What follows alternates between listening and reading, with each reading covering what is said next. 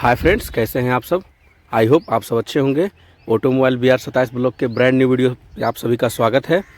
आज हम नालंदा विश्वविद्यालय का जो अवशेष बचा हुआ है उसके बारे में संक्षिप्त में जानकारी हासिल करेंगे। तो मिलते हैं वीडियो के लास्ट में, और तब तक यहाँ के जो लोकल गाइड हैं उनसे सुनते हैं इसके बारे में। तो मिलते हैं वीडियो के लास्ट में। नालंदा विश्वविद्यालय के बारे में जो भी बातें आज तक आपने पढ़ी सुनी है, कहा गया है कि नालंदा दो शब्दों के मिल से बना। जब इसका संधि विच्छेद करेंगे, एक नालम और दूसरा दा बनेगा। ये दोनों संस्कृत शब्द है। नालम का अर्थ होता है कमल का फूल, और इसकी तुलना ज्ञान से किया गया। दा का अर्थ होता है देना, मतलब जहाँ ज्ञान कभी दान में दिया गया उसको नालंदा कहा। इस यानी हमारा बिहार ही प्राचीन मगध राज्य है। तो जब मगध के राजा कुमारगुप्त फर्स्ट हुए, उन्होंने इसकी स्थापना 427 ईस्वी में किया था, यानी 1600-1700 वर्ष पहले ये बना। उसके बाद दूसरा कंस्ट्रक्शन कन्नौज के राजा हर्षवर्धन, तीसरा देवपाल ने किया।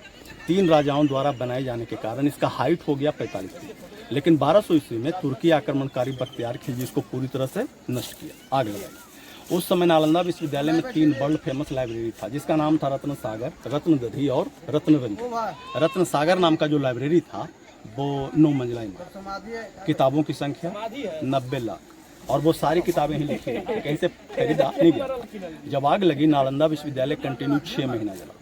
उसके बाद सारे के सारे मिट्टी का टीला बन गया। विश्वविद्यालय कहाँ गया किसी को पता नहीं। इसकी खुदाई 19वीं सदी में एक ब्रिटिश आर्कोलॉजिस्ट जिसका नाम था लॉर्ड कैनिंग, उसी के डायरेक्शन में खुदाई के बाद आर्कोलॉजी विश्वविद्यालय को 2 भाग में बांट दिया। एक भाग को मोनास्ट्री कहा, दूसरे भाग को चैत्य। आप उधर से आए हैं, उधर आपने देखा होगा छोटा छोटा गड्ढा बना है ना, एंट्रेंस में राइट साइड, एंट्रेंस के राइट साइड।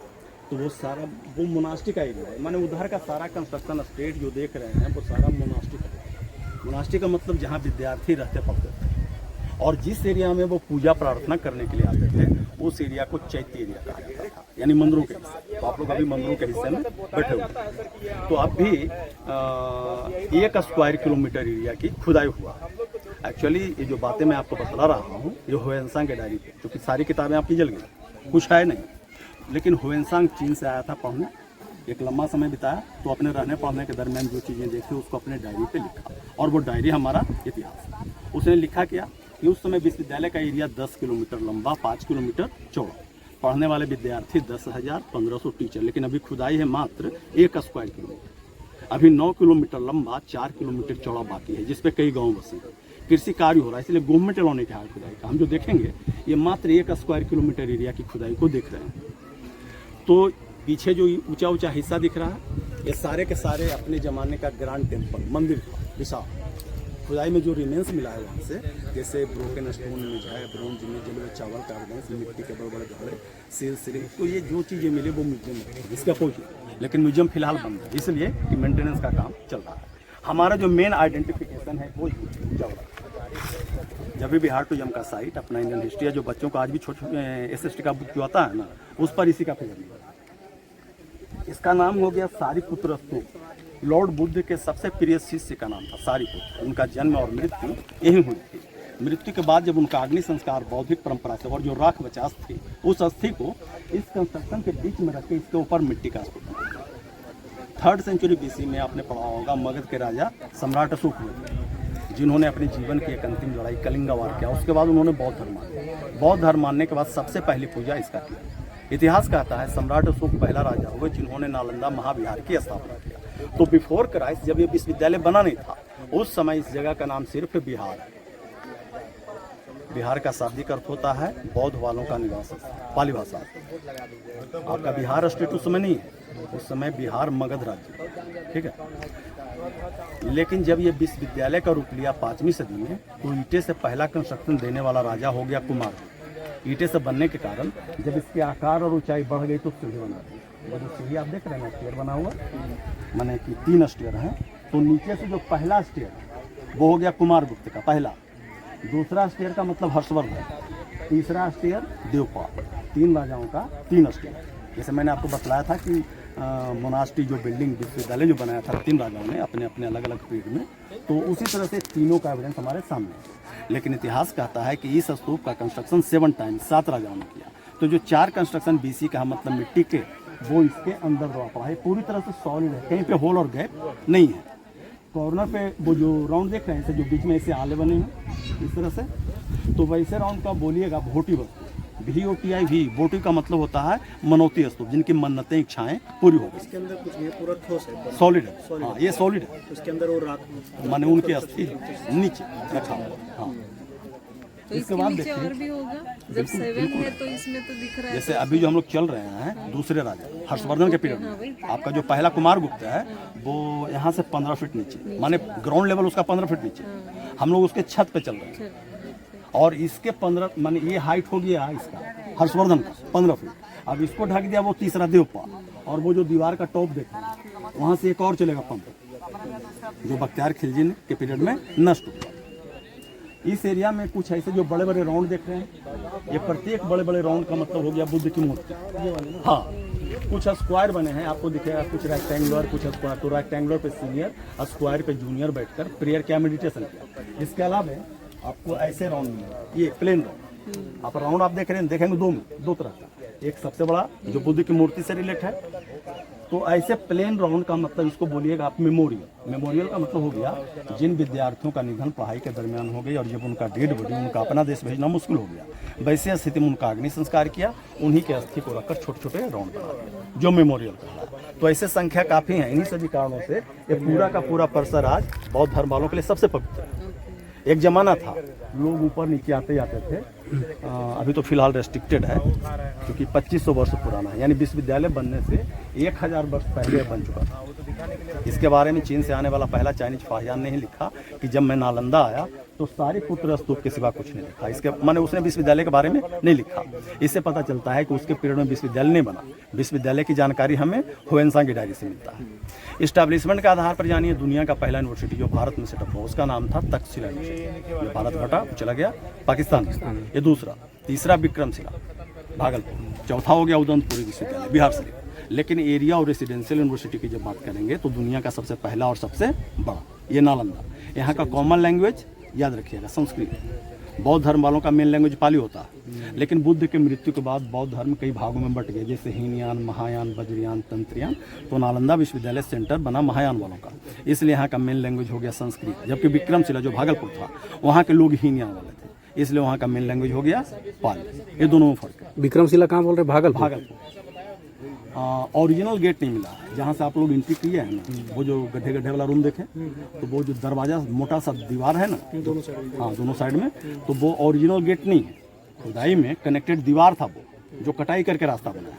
लेकिन इतिहास कहता है कि उस समय ये विश्वविद्यालय के चारों दिशाओं में एक गेट था, यानी 4 गेट, और प्रत्येक गेट पर एक एक द्वार पंडित होते थे, जैसे आज सिक्योरिटी गार्ड होता है। तो वो सिक्योरिटी गार्ड इतने स्कॉलर होते थे कि जो भी स्टूडेंट एडमिशन के लिए आए उनका एंट्रेंस टेस्ट गेट पर वही लेते थे। 10 क्वेश्चन पूछा, 3 का जो जवाब दिया उसी का एडमिशन।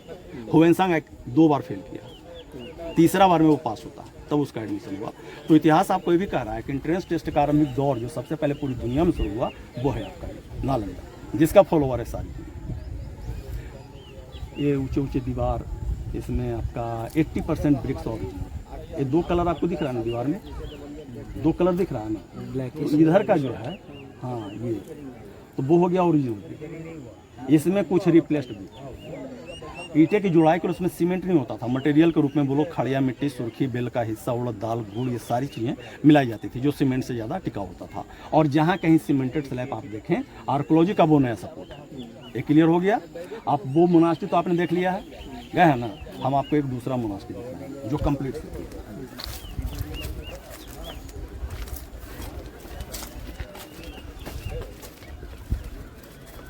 कभी मौका मिले आर्कोलॉजी आपको ये बताना चाहते हैं कि अपने ज़माने के फेमिलियर फिल्म के माध्यम से भी आप देख सकते हैं इसको।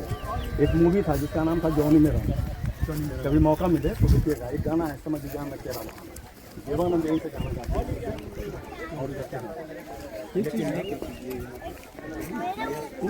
बहुत धर्म वालों के लिए सबसे पवित्र जगह होता है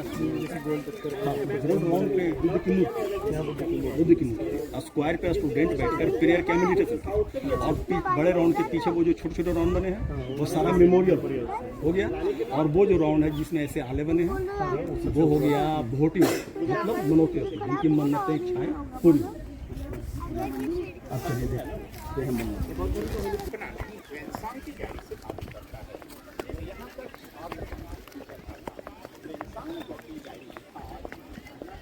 यहाँ सारा विषय पढ़ाया जाता था। ऐसा समझ में आया है कि 108 विषय नहीं देखा, लेकिन 108 विषय के बाद नहीं देखा, 108 विषय यहाँ पढ़ाया। अब कौन कौन सा था वो करेंगे, लेकिन ये जान लीजिए कि बौद्धिज्म फिलोसफी नहीं था। इसके अलावा art, science, philosophy, metaphysics, art and architecture, grammar, astronomy, everything you can't say subject. यहाँ तक कि वेद, पुराण, उपनिषद सारे पाए जाते हैं।